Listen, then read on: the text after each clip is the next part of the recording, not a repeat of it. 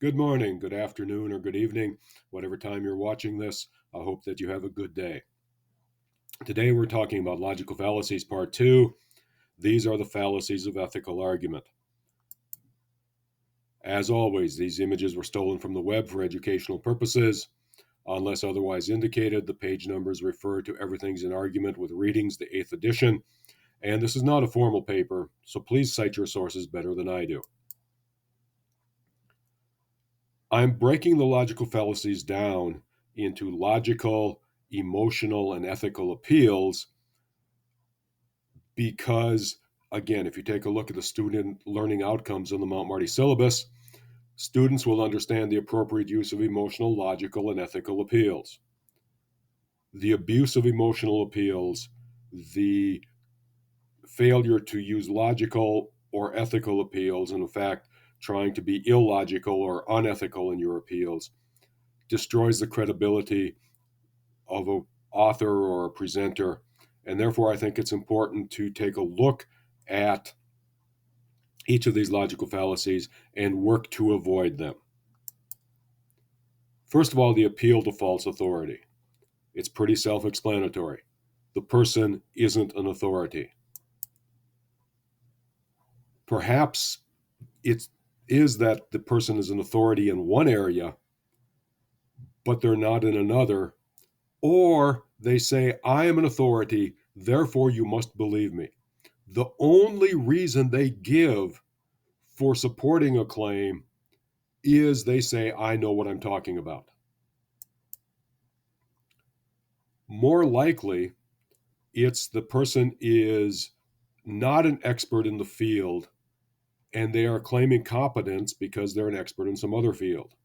Or in the United States in particular, celebrities are endorsing something and we give them authority because of their fame, not their intellect, not their wisdom.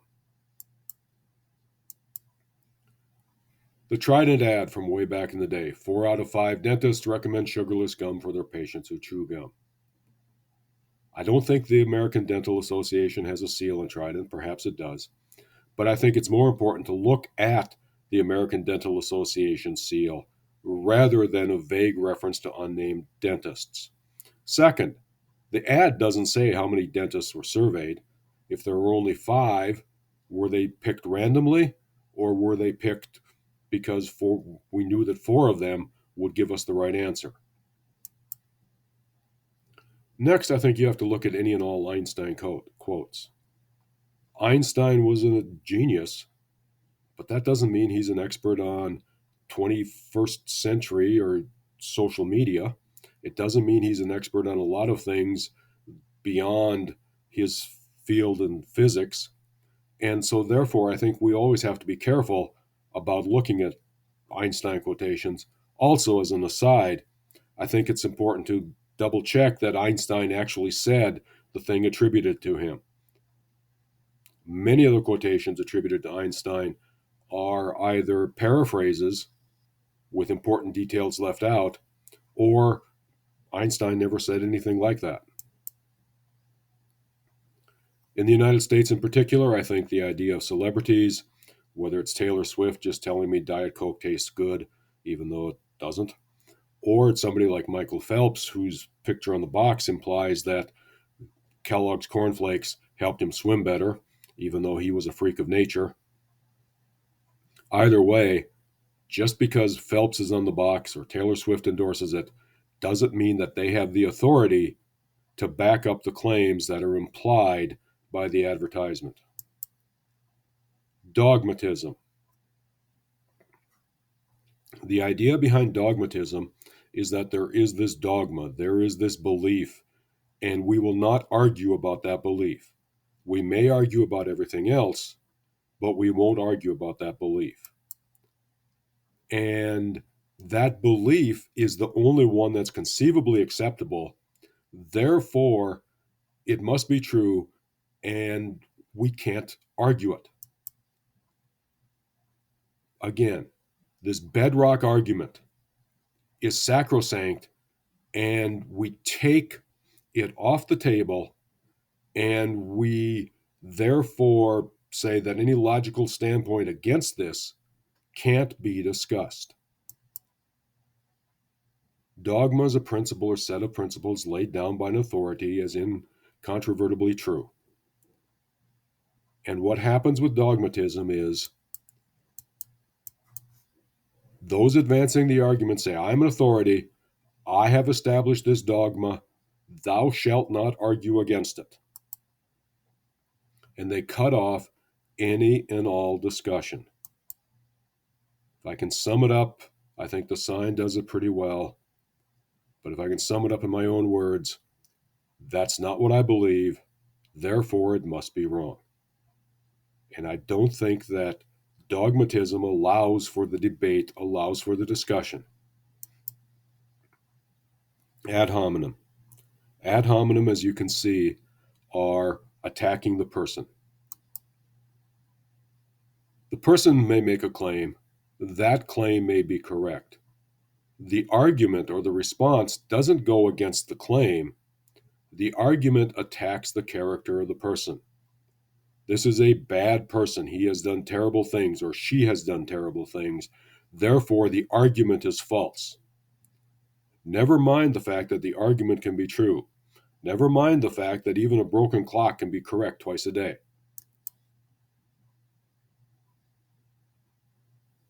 One who is presenting the argument is not the argument. And therefore, it's important to understand that you attack the argument, not the person making it. There are three versions of the ad hominem. Number one, you attack the argument because the person has unfavorable qualities, bad breath, body odor, he failed art in first grade, whatever. Second, you accuse the person of advancing the argument out of self-interest. Third is the tu quo que fallacy.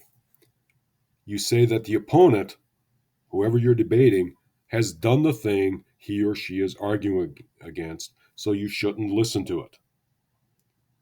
And I think it's important to understand that just because the person says this is wrong and has done the wrong thing does not make that not the wrong thing. Let's run through some examples. The basic ad hominem, we cannot approve of this recycling idea. It was thought of by a bunch of hippie communist weirdos. We're not attacking the idea of recycling. We're attacking hippie communist weirdos. Perhaps there are arguments against recycling. Perhaps it does take more energy. Perhaps there are other things we miss in the recycling argument. But this doesn't make any of those arguments. It just argues that there were hippie communist weirdos.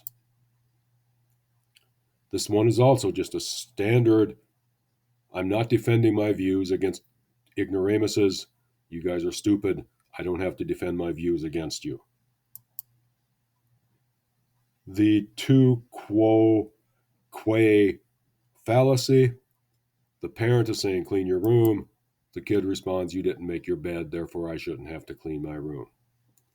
The fact that the parent didn't make his bed or her bed doesn't mean that the room shouldn't be cleaned. And then the self-interest argument. This is from John Stossel. Reporters don't realize that scientists, like bird flu specialists, have every incentive to hype the risk. They get attention and money if they predict a disaster. Therefore, they have to be wrong. And given the price of eggs recently, I'm not sure that they were wrong. Stacking the deck.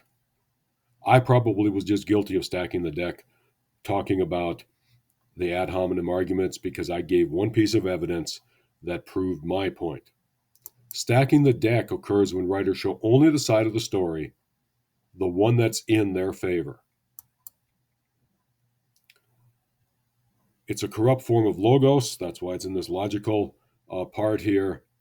And you select only the evidence that supports your view. You minimize or omit details that could lead one to a different conclusion. technically everything you have said is the truth, but it's a lie in the fact that all of this other important evidence was left out. Brand X candy now has less sugar. This technically can be true. The implication is that Brand X candy should now be healthy. However, if Brand X candy still contains 60% of sugar instead of 65% sugar, it's really not better for you.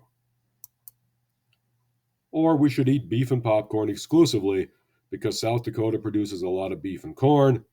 Eating beef and corn will help South Dakota's economy. Eating beef and corn will probably help South Dakota's economy. Eating beef and popcorn exclusively, more than likely, is not a healthy diet, and therefore is probably not a good thing to do. And so we're only focused on the economy, not the health, and we're only focused on the things that back up our side of the claim, and we don't look at anything on the other side of the argument. An appeal to ignorance. An appeal to ignorance is appealing to what you don't know. Therefore, we assume that that whatever I'm asserting must be true. You can't prove me wrong. That's the appeal to ignorance. And if you look at the second definition here, there's no conclusive evidence on the issue at hand. Therefore, you should accept my conclusion on the issue. Or the bottom one, we don't know, we can't prove whether a claim is true or false. Therefore, if I believe it's false, it must be false. If I believe it's true, it must be true. Bigfoot is not real because we have never found any skeletons. Bigfoot is real because no one can prove that it isn't real. Perhaps the best evidence that Bigfoot isn't real, and I'm sad about this, is that in the past 10, 15 years, whenever cell phones had cameras, people have had every opportunity walking through the great wilderness to get a shot of Bigfoot with a good camera, and no one's ever done it. That might even be still an appeal to ignorance, but the fact of the matter is, either way, we should not believe Bigfoot is real or not real based on what we can't prove. We should believe it's real or not based on what we can prove. A bad joke, that might work. Why do elephants paint their toenails red? To hide in a strawberry patch. Have you ever seen an elephant in a strawberry patch? Well, that proves it works. Of course, there's a problem. Elephants aren't native to South Dakota or North Dakota, where I spent most of my life in the two Dakotas. And the strawberry patches here don't have any elephants because there aren't any elephants here. I don't know if an elephant with red toenails is visible in a strawberry patch where elephants are native. So the paint the toenails red argument is an appeal to ignorance. No true Scotsman. No true Scotsman says that any counterexample doesn't fit because we're only talking about true examples of whatever population is under consideration. The idea of the no true Scotsman fallacy is somebody makes a universal generalization and then redefines the criteria and dismisses any examples that contradict the generalization that the person has made. Let's look at a couple examples.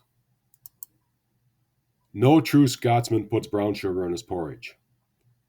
The fact that Angus McGregor puts brown sugar on his porridge just proves that he's no true Scotsman.